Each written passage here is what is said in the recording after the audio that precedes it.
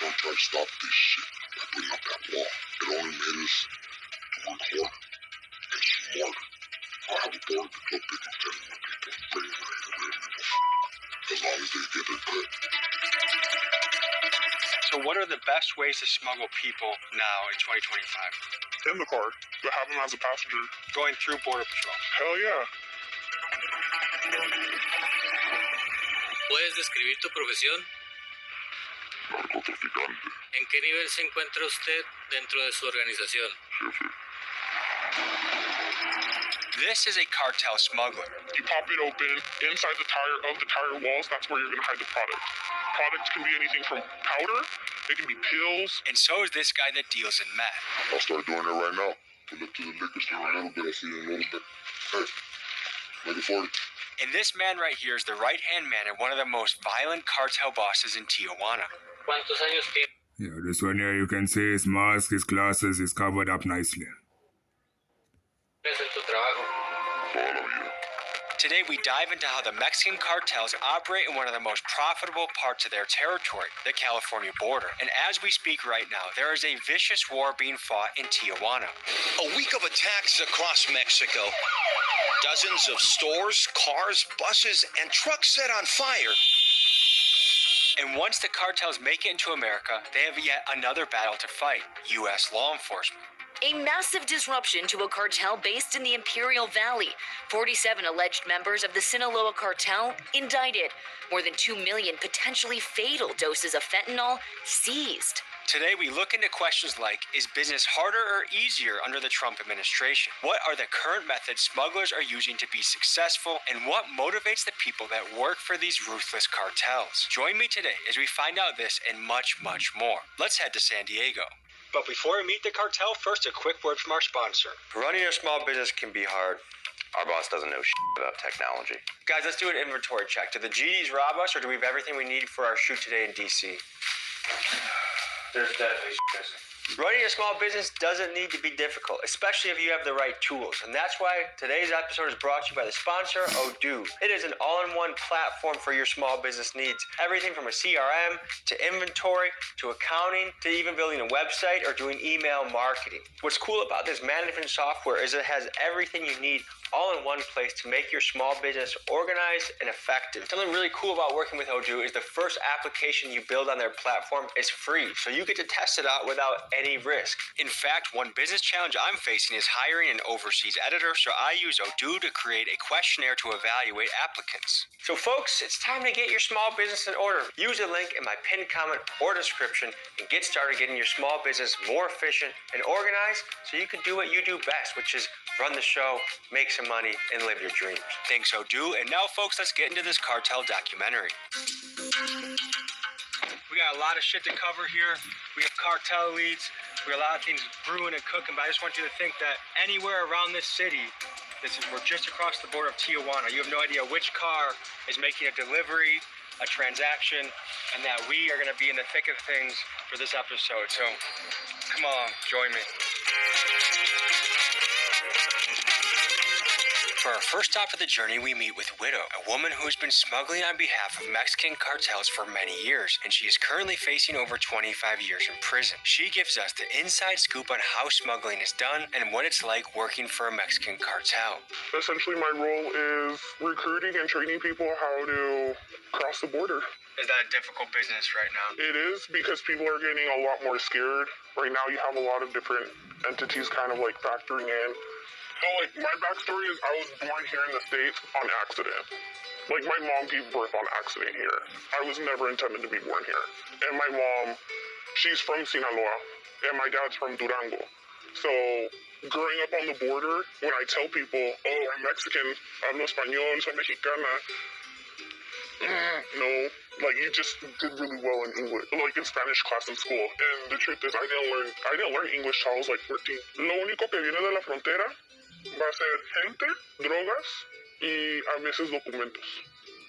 Hasta ahí. ¿Qué tipos de documentos? Documentos para que la gente que está de aquel lado, que ocupan mantener un perfil bajo, que están buscados, estén acá y pueden moverse más fácil. So, if I'm on the FBI's most wanted list and I'm a cartel boss, why would I live in the United States? Because sometimes you hide in plain sight. But why not live in Mexico where I have a compound, I have bodyguards, I have endless Because that's not safe. That's not safe. I can tell you that firsthand. I lived that. Where I lived in Mexico, it was safe, supposedly. And one day, I get out of my car, my spouse, he just walked to the corner store, and not even 30 seconds later, all I heard was his nickname. They yelled it out. I looked at him, I told him to throw himself on the floor. I had to throw my newborn baby to somebody who can protect her. And mind you, we were in a gated community. I had guards outside my house, and all I can do is watch him get shot. So you and your children witnessed your spouse get killed in front of Yeah. a bicycle. My family is connected to a cartel. But just because I'm their family member doesn't mean that I'm protected. Protection costs money. Protection costs your life, your soul, your entity, everything. How high up in this game would you say you are? High enough that when the last time I got arrested, they literally pulled me over and they said, "Hey, is your name Pete?" Yeah, for them to have assassinated her husband, that means she's high ranking in this association. You're currently fighting a federal case right now. Currently. And how much time are you looking at? We're talking like 25 to 35. It's a risk that everybody takes when you join into this lifestyle. ¿Trabajas para muchas carteles o solamente una? Para varias personas. Es que puedes trabajar dentro del mismo cartel, pero hay diferentes, lo que le llaman fraccionamientos. Yo he hecho trabajos para carteles de Sinaloa, o sea, lo que son chapitos, o sea, lo que es de los chapitos, es el mayo. Hace muchos años era la familia Arellano Félix. Failing prop firm challenges, or you just don't want the risk of blowing another one, we've built a system that actually runs the challenge for you. You stay.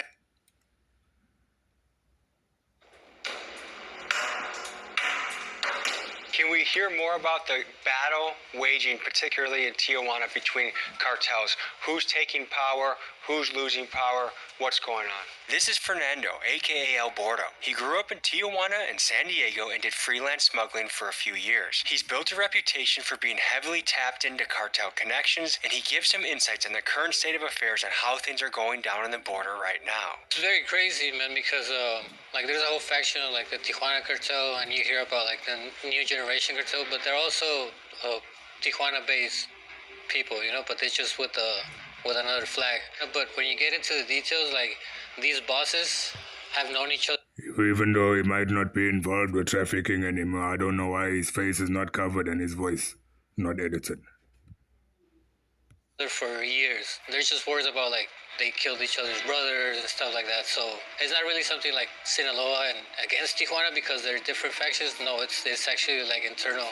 Is it fair to say that right now in Mexican cartel history, this is a particularly violent and bloody and dangerous time?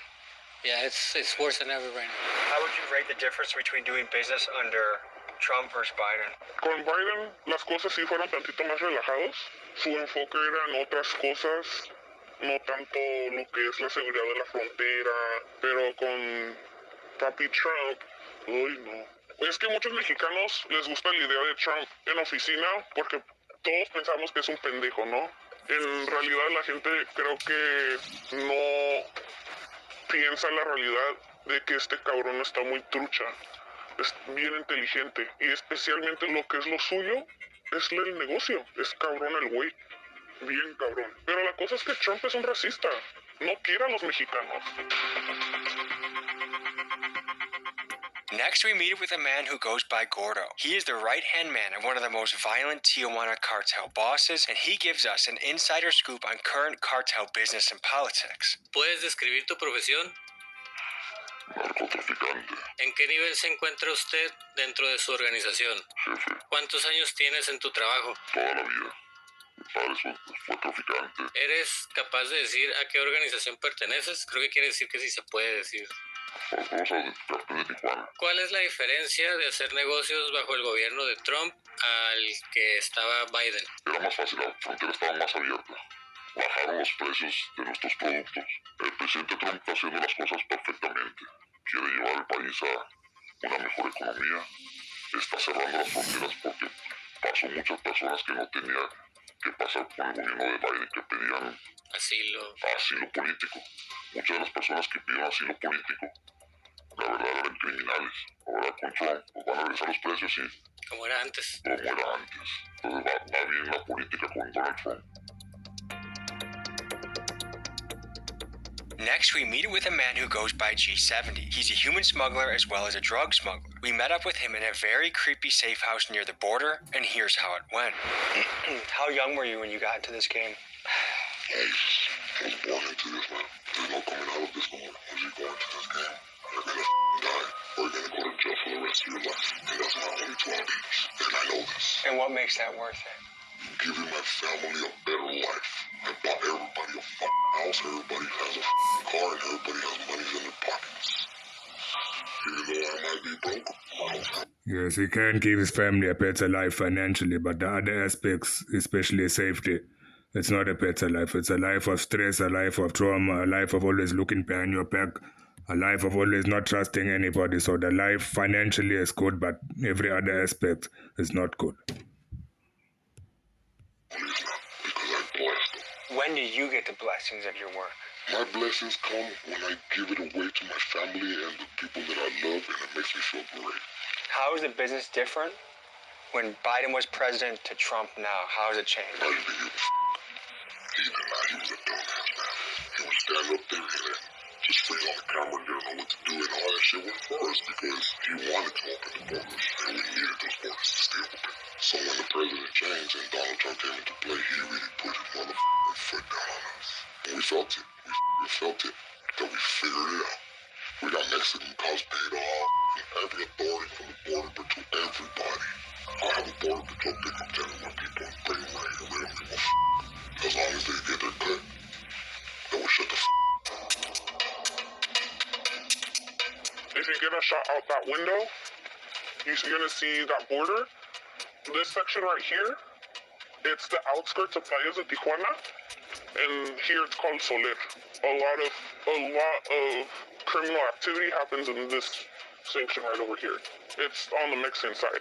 This is the riskiest way to cross into the States from Mexico.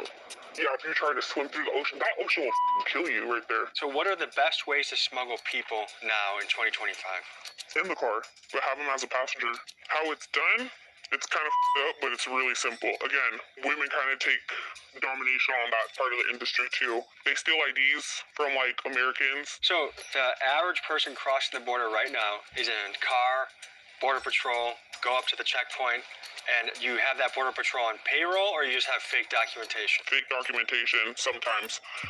One thing I don't really understand about interviews like this is why the people give such intricate detail and explanations as to how they do the crime, because it's obvious that the feds, the police, the state, everyone watches this. So by them giving information, they're giving free information that will work against them. There are some people that do have Border Patrol agents on payroll. Which cartel is the most powerful right now in Tijuana? Well, right now, La Nueva Generación they are coming in strong. But you do have those older sanctions, those older families that are still putting their foot down. But if you go down to like Rosarito, Puerto Nuevo, Primo Tapia, Ensenada, San Quintín, San Felipe, keep going down all the way until you hit Baja Sur, you have smaller families, you have smaller entities that are making big impacts in the community. People are scared to drive through Tijuana. Me personally, I went not that long ago, and I was swiveling my head more than a fucking bubble, because you don't know what's gonna happen. Escucho que hay una guerra en Tijuana entre los carteles. ¿Qué ha pasado y quién va ganando? Tijuana es una frontera muy codiciada. Siempre ha estado en guerra. Todo el mundo quiere traficar por Tijuana, por su acercamiento a la una de las ciudades económicas más grandes del mundo, que es Los Ángeles. Tijuana siempre ha estado en guerra. Вы уже давно знаете, что на Ютубе можно зарабатывать. Но каждый раз откладываете запуск канала. Думаете, что это сложно. All the cartels in TJ right now are fighting against each other. Donald Trump tried to stop this shit by putting up that wall. It only made us to work harder and smarter. He He ain't never gonna stop us.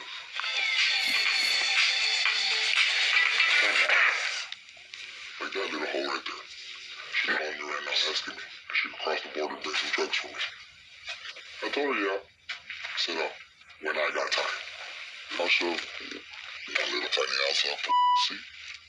Another ounce of see? You take this gun across it through the border too, shove it in your see? Can you tell me what's going on over here? This crystal right here, that's 1 ounce. That's 3 ounces. That's another ounce right there. So is it a particularly bloody and violent time right now in Mexico?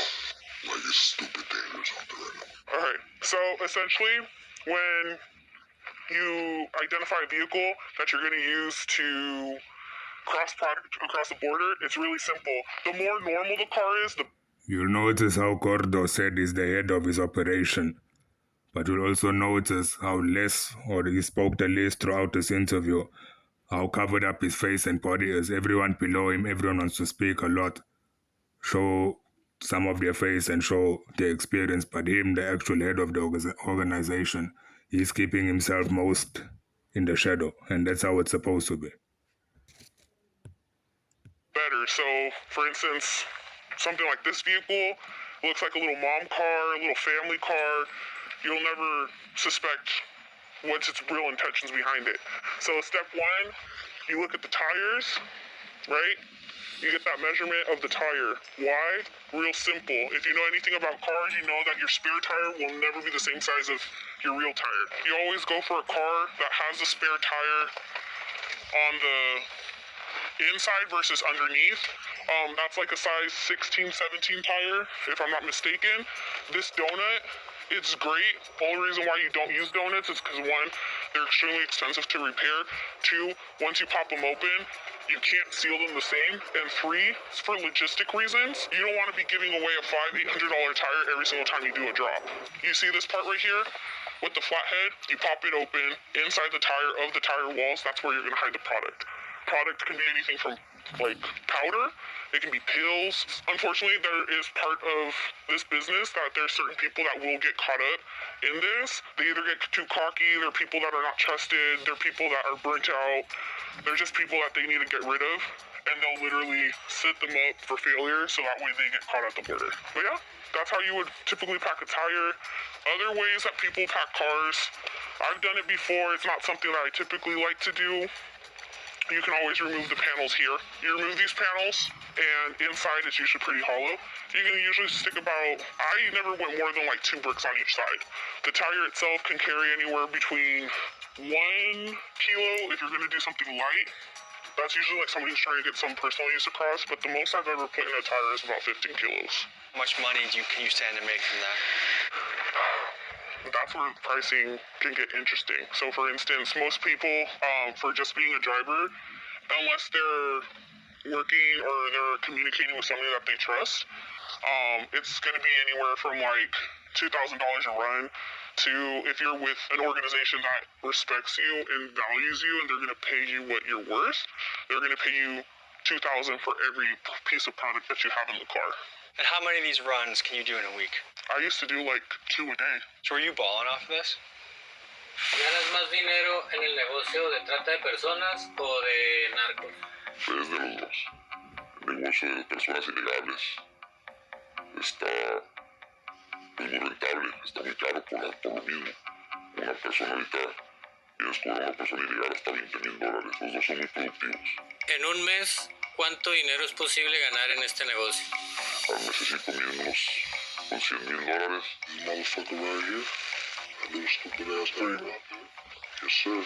That's how we communicate without any signals getting pinpointed to us, because this is a private line that you have to pay for, and you cannot get in here unless you know us. One of my guys is the guy. So I picked up 6 people. The 7th person, I couldn't find him. Look at him, poor dude. He got caught in the barbed wire. Poor dude, man. So the next morning, look where they got his ass. Right there. The border patrol's taking him down. I feel so bad for that dude, man. How much did that guy pay to try and get across? Everybody's different because whoever recommends him and whoever the family is, it all just depends on who you know. I could charge you up to $14,000, $12,000, $10,000, $15,000, $20,000. After 20 days, it's a little What makes this job worth it to you? It's not. Now I can say that it's not worth it. I got my kids, I got my family. How young were you when you made your first run, you think? 16. I was 16 and I was pregnant with my eldest, and I was scared shit. Yeah, as she said, it's definitely not worth it. Just sometimes they get put in situations where they feel like there's no other option. They end up doing it. They know that it's not worth it. They know the consequence is not worth it. But because of the situation they're in, they choose to do it. And they have to deal with what comes with it. Was because my mom had just kicked me out of the house. She told me, hey, you wanted to go do adult things? Well, now you gotta go live with the man. There's shopping malls over here. Can you just describe the difference between quality of life here in America to just over there, what the difference is? The shopping center that we're at. Why do they teach complex mathematics in school, but not how financial markets work? Thursday evening, and organizing a free... If there's a homeless person walking around here, they can get a cheeseburger. If they panhandle them, for a little bit, they can get a cheeseburger and fries. There's people behind this wall that they have not had a cheeseburger in over a year. That all they eat is rice and beans. And that's what motivates a lot of these people to do this kind of work. It's money. In the American media, the image portrayed of the cartels is they're terrifying, they're brutal, they're doing a lot of evil things. Is that an accurate representation? I would say no, because so you go back, for instance, you go to the outskirts of Culiacan, to the little ranches, the fincas, what everybody knows of. These little small rural towns. There's little to no money. There's no there's no commerce there. There's nothing. You know what these big cartel honchos do?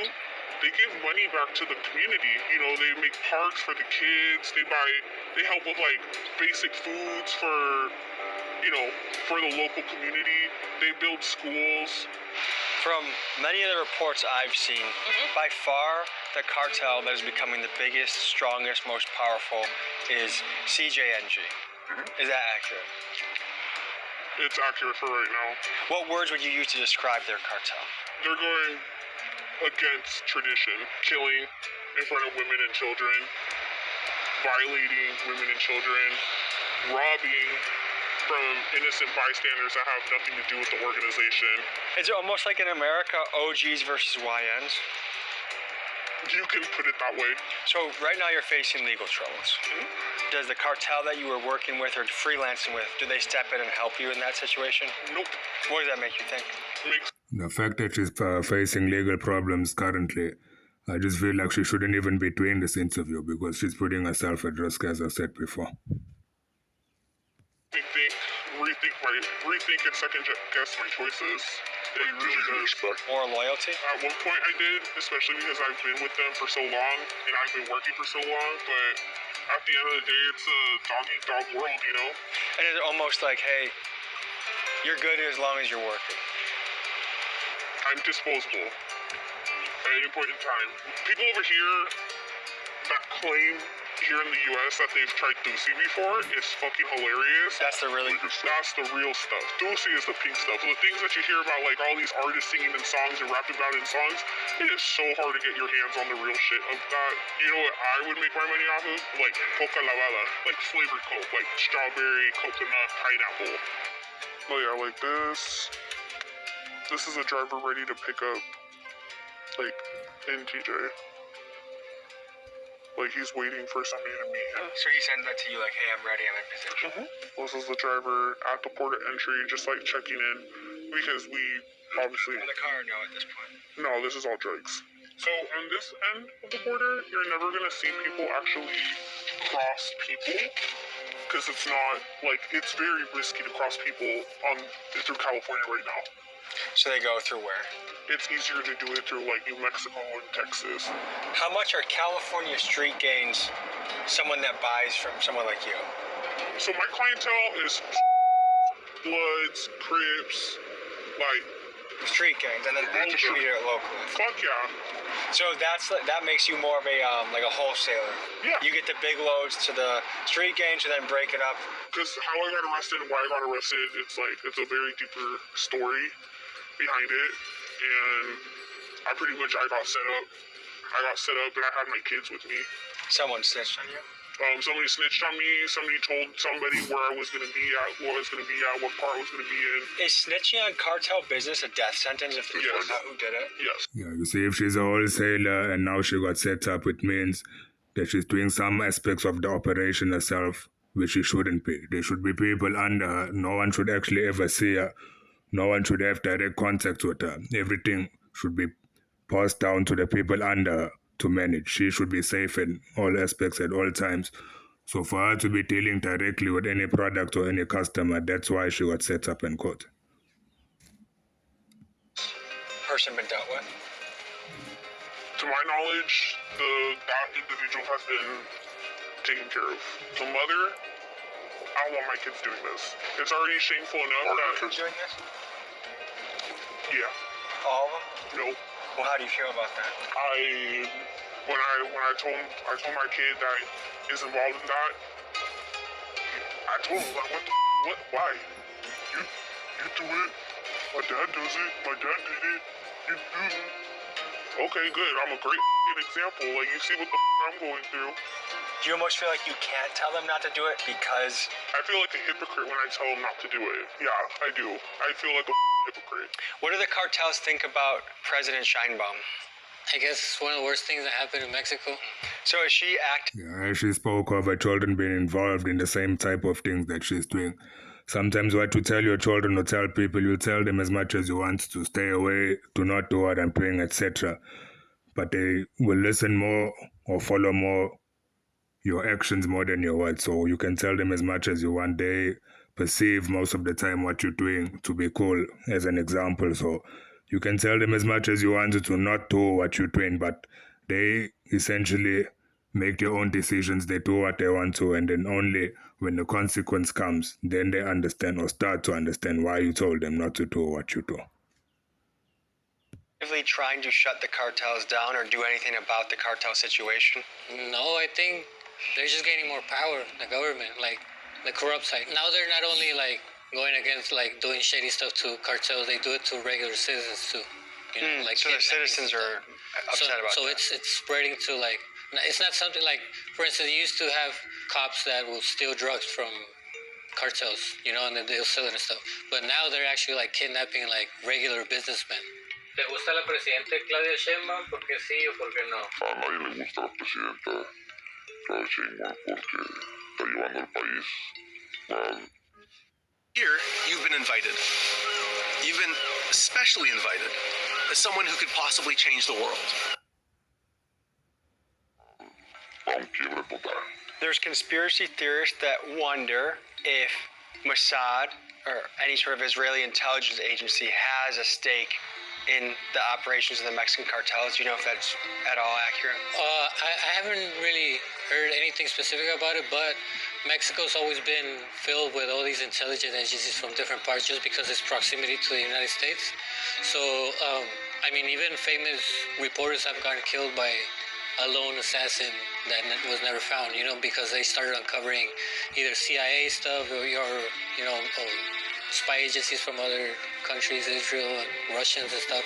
No te puedo decir que trabaja directamente, pero sí exagentes de ciertas corporaciones inteligencias de gobiernos alrededor del mundo vienen y enseñan tácticas de guerra ¿Alguna reflexión final o algo más que te gustaría decir? a los jóvenes, que no porque miren películas de acción, narcotráfico, criminalidad, corridos que ahorita están de moda, que no se metan a este mundo. Es totalmente una mentira. No sabes lo que se batalla, lo que te quebra mentalmente, el estrés. Siga por un camino bueno el deporte, el estudio, el emprendimiento. Aquí hay de dos, como dicen, cárcel o la muerte. Y para allá vamos. Hay muchas personas que sí se salen. Es muy difícil ya cuando estás a un nivel alto. Entonces, que le echen ganas. Two choices, death or prison for the rest of your life. And if you're willing to do one of those eventually, come on over. I suggest people stay away from this life. I wouldn't wish this upon no one. Folks, thank you for joining me on this episode. If you are in Jalisco or maybe Sinaloa, Plaza Boss, or above, and you want to take me deeper into the cartel world, email me at TommyGMcGee123@gmail.com. And if you like this video, I think you'll like this one too. Thank you. See you next week.